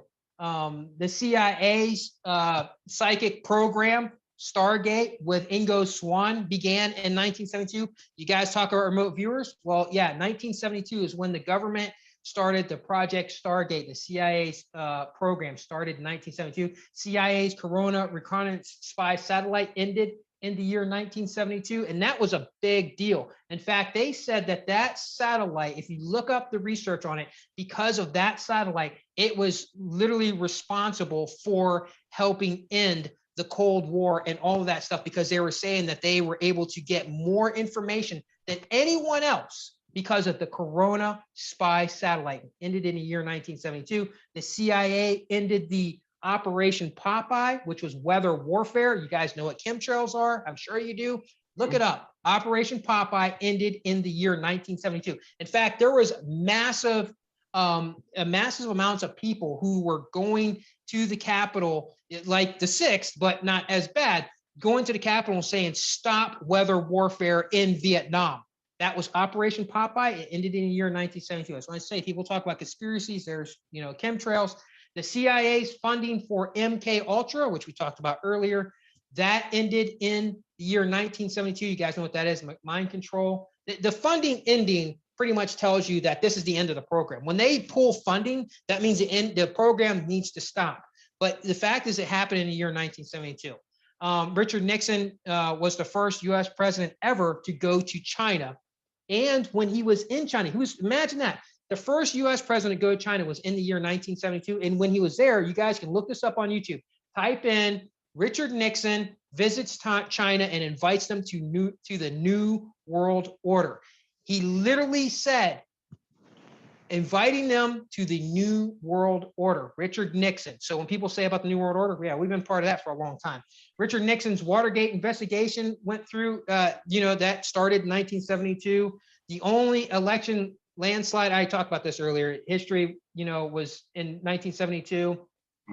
Donald Trump's investigation for housing discrimination against people of color, that began in the year 1972. And I know people will start getting angry and say, oh, you're talking bad about Trump. Look, guys, I don't look at these people like the way you do. You look at them as they're humans. I don't. And I don't look at them as reptilians or anything that you can even understand. So I look at it completely different. But yeah, that happened in the year 1972. In fact, I put up a video earlier today showing Trump picking up some black soldier's hat that blew off his head and putting it back on his head. So when people try to, just because I talk about this stuff and I'm sharing information, I don't choose a political side.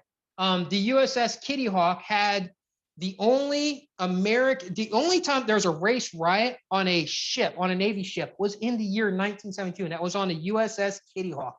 There was a race riot where our soldiers were fighting on the USS Kitty Hawk, a battleship out at sea. It was the Marines were fighting with the black Navy men that were on the ship, and they locked everything down. In 1972, the first Black National Political Convention was held. Guess what? I did more investigation into that. That pretty much was the beginning, the staple point for Black Lives Matter. Look that up. So, I mean, when I tell you, like, all your stuff, everything that has summed up your world right now, you can research it back to that year. The first woman to run for president, first Black woman to run for president, was Shirley Chisholm in 1972. By the way, Chisholm sounds like schism, and schism is what? It's about dividing things, but it's just bizarre. That's her name. She ran for president in 1972. Amy Coney Barrett was born in the year 1972. If you guys don't know who she is, do some research on her. She was the one who went for Supreme Court justice last year. She was pushed through. And the whole trial, the whole time to try to stop her was, are you going to overturn Roe v. Wade?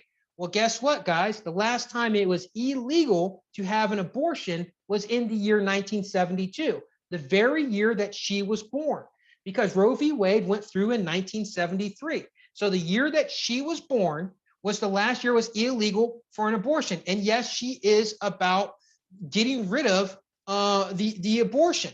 It is a very important thing to her. And I don't have a view on that. So you guys do what take things however you want. The Equal Rights Amendment Act was passed in 1972. And I just found out this earlier today. Child support. Yeah. Anybody right now listening to this, you're being hit with child support, 1972 ERA, look into it. I mean, and then there was also the Title IX amendment that went through in 1972.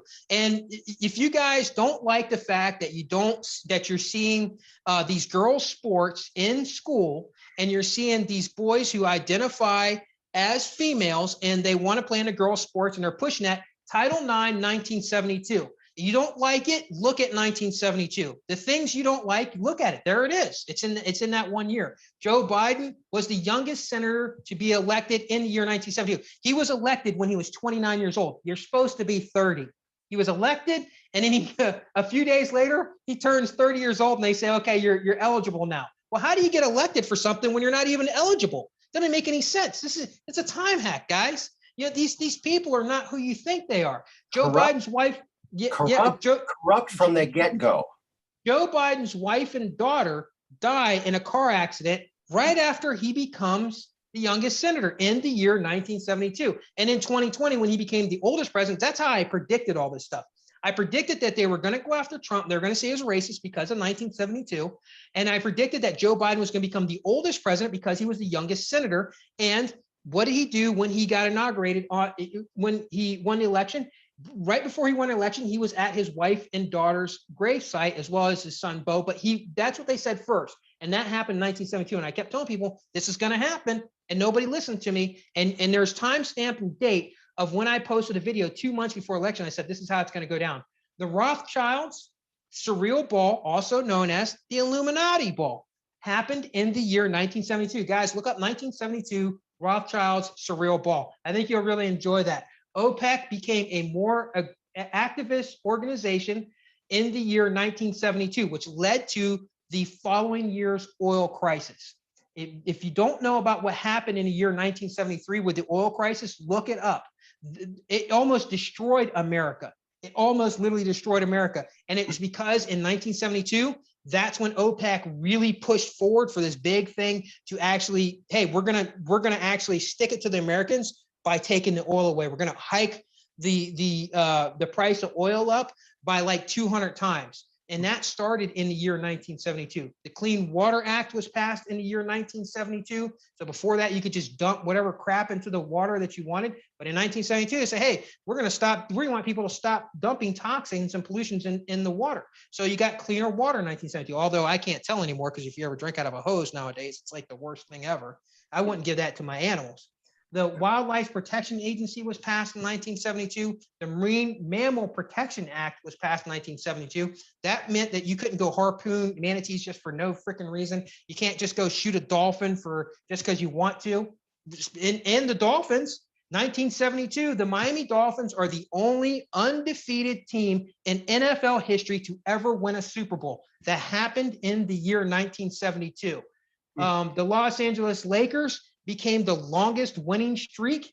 And that's also, by the way I was able to predict the Super Bowl was because of 1972 what happened. But the Los Angeles Lakers began the longest winning streak. Their longest winning streak ended in the year 1972. It's still never been topped. So it ended in the year 1972, making 1972 the year that they were glorified for having the longest basketball NBA winning streak.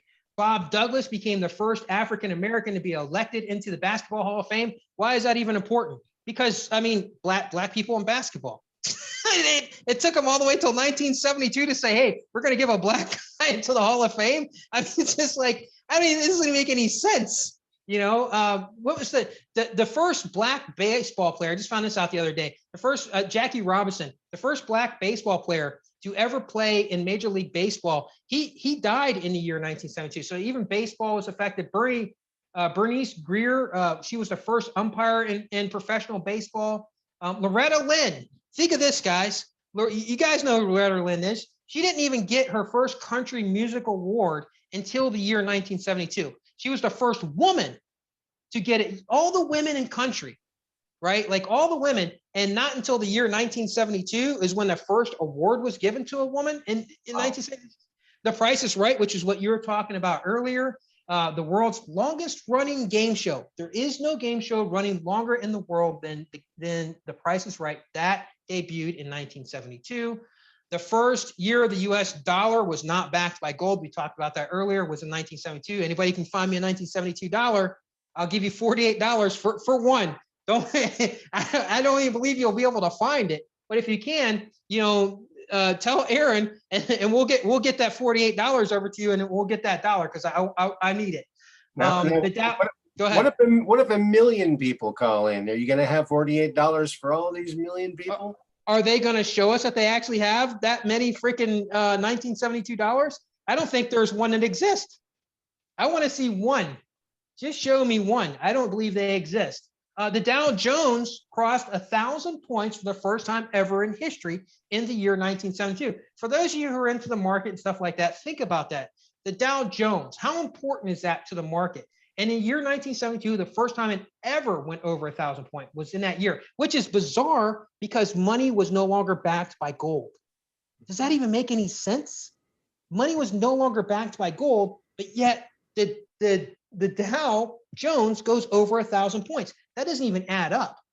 The Central Security Service, an agency of the Department of Defense, was established. Okay, so let me explain to you guys what that is. The Central Security Service was an agency that was created by that Phillips, who went to the NSA. He created that agency to watch over the NSA for whatever reasons. Well, I mean, because there's alien contact, because aliens, there's things that were going on. So that's the reason why that was put in place.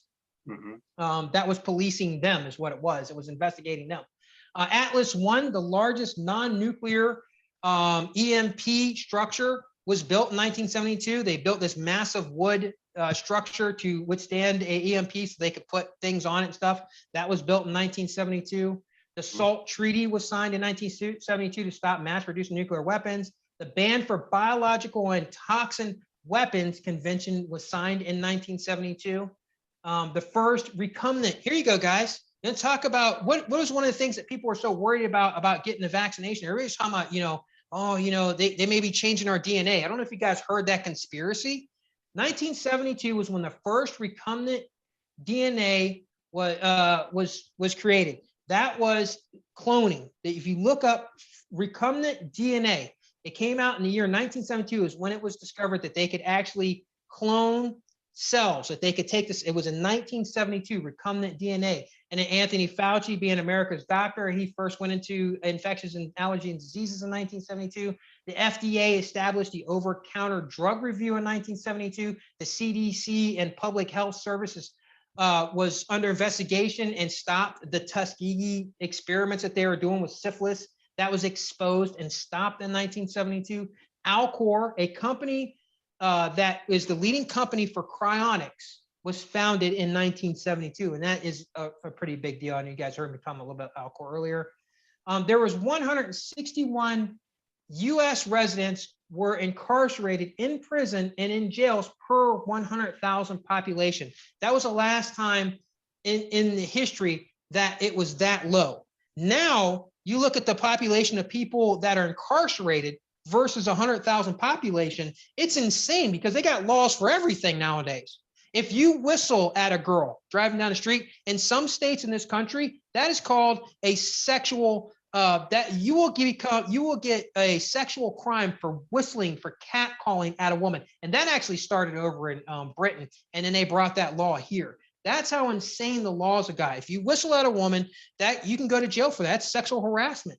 And so, I mean, it's insane what goes on in this country. So first open gay couple in a TV movie was aired in the year 1972. We're not talking about kind of a closet, like, a gay couple, like we know that they're gay, like we kind of thought like the Frasier guys might be, but we're not talking like we kind of think that they might be gay, but they actually were openly gay. Okay, in the year 1972, that's when that was aired on television. That's a shocker for people in 1972 who were not open-minded. Those people were just like, oh my God, I can't believe we're seeing this. The FBI, the founder of the FBI and director of the FBI, J. Edgar Hoover, dies in the year 1972. The first woman to be sworn into the FBI was in the year 1972. The House Majority Leader Hale Boggs. You know who the House Majority Leader is right now? Who is it? Pelosi. Pelosi. Okay, so imagine Pelosi, and probably people will be jumping up and down right now. Imagine Nancy Pelosi taking a plane ride and finding out that she disappeared in a plane over Alaska. All of a sudden, she's not to be found anymore. Like she's gone, like just erased.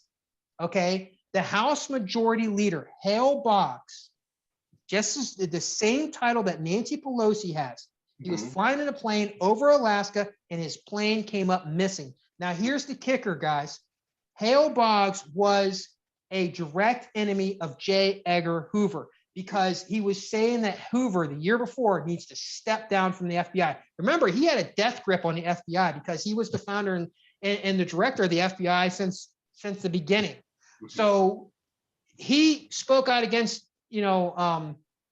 Edgar Hoover. He became an enemy of him, and then all of a sudden he disappears. In other words, he dies, and then all of a sudden right after that, then J. Edgar Hoover dies. So I mean, there's a lot of connections. Flight 571 crashed, and the survivors of that crash in the Alps, isn't that where it was? That movie Alive? Where was it at that they went down that plane? In the mountains. That's all I know. Yeah, that's all I know too. But we all know the story of the people who crashed in an airplane and had to eat other humans. Everybody almost all knows that story, where they crashed in the mountains and they resorted to cannibalism. That happened in the year 1972. By the way, they were rescued 72 days later, and they found out that it wasn't that far to go get help. Like literally are sitting there eating each other. If they just would have pushed a little bit and got down the mountain more, they would have been found and they would have been fine. But that's what happens when you just don't know what to do. People were scared, so that's what they had to resort to. Cannibalism, 1972. That's one of the most iconic cannibalism stories. Where people, where they had no choice. Like they really felt like that's all they had. It was either eat snow and eat bark or eat each other, the people that were dead. The A300 Airbus, the world's first twin-engine commercial aircraft. The world's first twin-engine commercial aircraft was created in the year 1972. It's also the same year that it was the last time you could board an airplane without your baggage being checked. And your ID, by the way. Let me mind you, you could literally just go to the airport in 1972, go in there, slap down $50 and say, I want to catch a plane. And you could have your bags, and they were not even going in your bags. You could have whatever in it you wanted in there. And the same year, now let's keep in mind what I just said about all this stuff with airplanes, right? The same year, the Twin Towers were completed. Tower 1 was completed in the year 1972. If you guys can't put the connections, you can't realize what's going on here, then I don't know what to tell you. But Tower 1 was completed in that year. There's pictures of it. You can look it up. It was also considered the tallest building in the world. 1972 was the longest year in history. Type that in. Type in 1972. Why 1972 was the longest year in history? It's insane. And then there's some other things too, international things that happen, like the Japanese soldier. I don't know if you guys know this story. There was a Japanese soldier that was in World War II that hid out on an island because he thought that there was still he thought the war was still going on, and he was there for 28 years. You remember that story of that Shijoji or whatever? Yeah, he showed up on Gilligan's Island once too. 1972, that's when they found him. Can you believe that? This is insane. Yeah. The world's highest fall without a parachute was in 1972. A woman named Vanessa Volkig or something like that. She was Russian. She wasn't even supposed to be on an airplane, believe it or not. She wasn't even supposed to be on an airplane.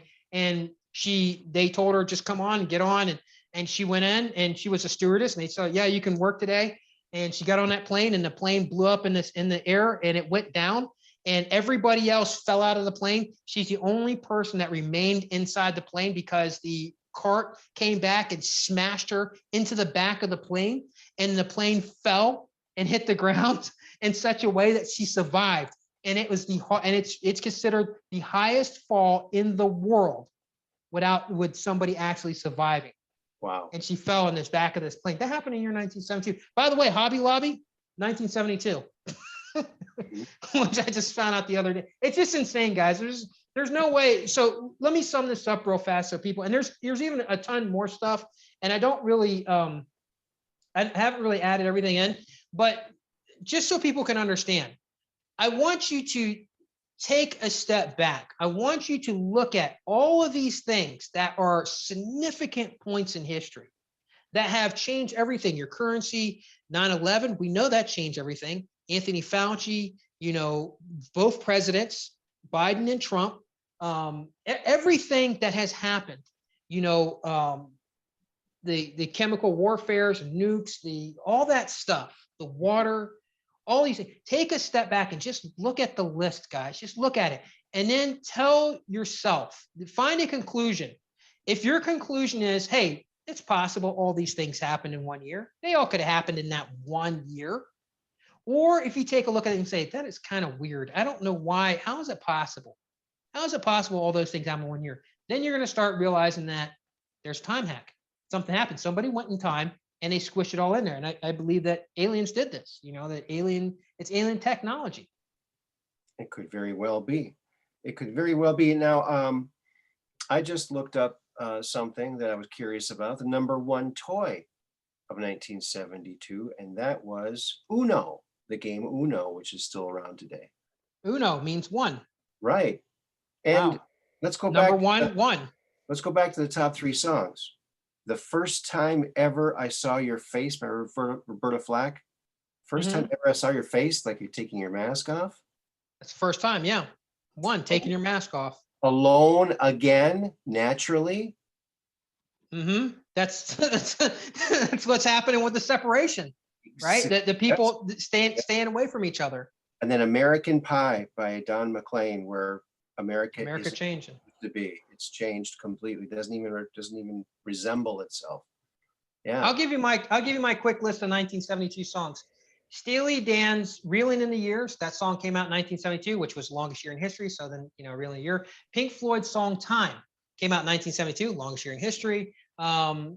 Elton John's song "Rocket Man," last time they went to the moon. Deep Purple song "Smoke on the Water." Well, when I said when the solar flares went off and blew up all those bombs on the water, I mean, the song is not about that. It's about something else. But it's just the fact of the name "Smoke on the Water." That was in they're talking about all these bombs. It's just insane. Johnny Nash's song "I Can See Clearly Now" came out in 1972. He died in 2020. Bill Withers' song "Lean on Me" came out in 1972. He died in 2020. "Lean on Me," it was like it's just insane. Pink Floyd's song, go ahead. Yeah. Pink Floyd's song "Brain Damage" came out in 1972. Clockwork Orange movie came out in 1972. I mean, I don't even remember ever them saying that Trump was Orange Man bad until he ran for office. Then all of a sudden it becomes Orange Man bad, right?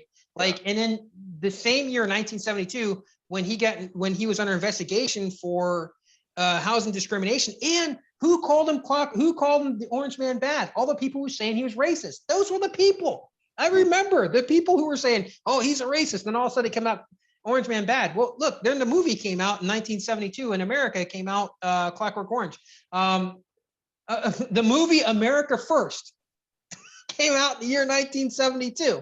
Just the name, America First. What did Trump always say? America First, right? 1972. Yep. 1972, the movie The Godfather came out. Francis Coppola Jr. said he knew Donald Trump before he wrote the movie The Godfather. He knew him.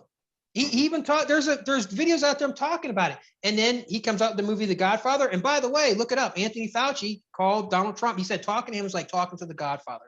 You can look up on YouTube or on the internet and type in Trump and the Godfather. You see a ton of stuff showing it. Trump is like this Godfather and stuff. And guys, I don't choose a side. So if you're hating me, you're hating yourself. It has nothing to do with me. I'm just giving you the information.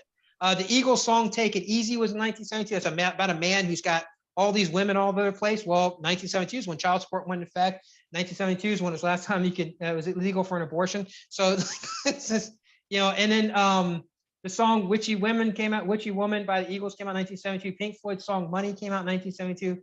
Pink Floyd's song "Brain Damage" came out in 1972. Oh, I said that one. David Bowie's song "Starman" came out in 1972. We talked about that. And "Dark Side of the Moon" by Pink Floyd. So it's just insane.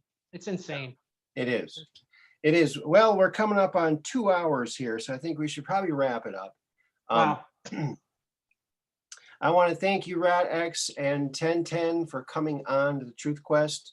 Really enjoyed it. It's got me thinking about 1972. I was 10 years old back then, wearing my bell-bottom pants, getting stuck in my chain all the time on my bike. It was not a good idea. Wiping boogers in your corduroys and trying to scratch them out of there. I did not like corduroys because you made noise when you walked. But yeah, bell bottoms were definitely in. Well, thank you, RatX, for coming here and enlightening us and giving us this interesting perspective. I don't think anybody prior to this that's watching here thought about the year 1972 as it relates to 2020. But as you point out, there's lots and lots of correlations. And let's tell the folks, and I'll put it in the description, a link to your video channel. What's your video channel on YouTube? Okay, so I have 2 channels, but you can just go to RatX 172, and then you can see the link to my other channel on there. But yeah, it's RatX at 172. Yep. All right. All right. Thank you very much. I appreciate you having me on. I want to tell you this because I'm not stirring your pudding here, but I want you to know that I really enjoy talking to you. And before you go, I never even heard about the Truth Quest, right? Like I was making videos talking about Truth Quest, and then I saw your video and I was like, oh my God, this guy's had Truth Quest going on longer than me. We're gonna have to change the name of my journey here on this one thing I'm doing. And I started watching stuff and I was like, wow, this is good stuff. And I really enjoy your videos. And I think that you I think that you actually do choose a very neutral position when you're talking to the guests. And I think that's really cool. That there may be things that you disagree with, but you just sit back and you listen and you find camaraderie. And that is something that's missing in America. And that's what we all need. That's you're an example. And that's not me stirring your pudding. Well, you know, I like to try to be a good listener, and you know, you can learn something every day. I learn something new every day. You know, the day that you think you know it all is the day that you don't know it all. So what we know is engulfed by what we don't know. So it's exactly. Yeah, that's one of the things about being a martial arts instructor. And I tell people all the time, you know, you stop being a good teacher when you stop learning. Mm-hmm. Well, thank you, RatX. I really enjoyed it. And thank you, folks, for watching. This is Aaron Moriarty signing off. Till next time, peace in.